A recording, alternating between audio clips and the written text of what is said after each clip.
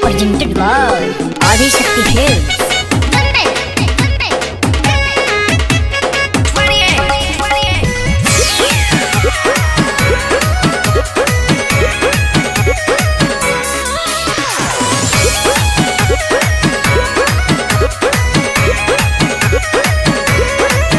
रउआ बाली बंगाल से ले आवे के बाद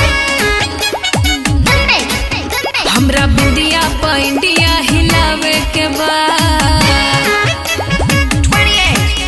रउआ बाली बंगाल से ले आवे के बाद हमरा बिंदिया पैंडिया हिलावे के बाद रेट होके जवना के खूबे बढ़ चढ़ के हथवा के चूड़ी सैया चाही चंडीगढ़ के जदी लेके नहीं आई बता करब झगड़ा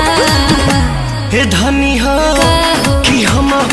ले ले आइब राजस्थानी घाघरा हिलई हो पेन के दिलिया घरा सचो भैया ले ले आओ राजस्थानी घाघरा हिलई हे भौजी दिलिया घरा। तू लोग तो छुपे रहलो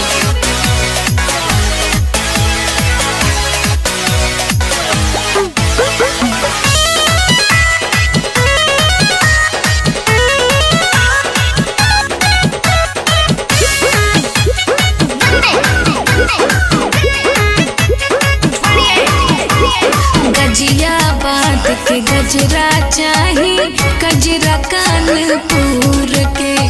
पैजनिया पटना के चाही चलूंगी दहिया तूर के ओढ़नी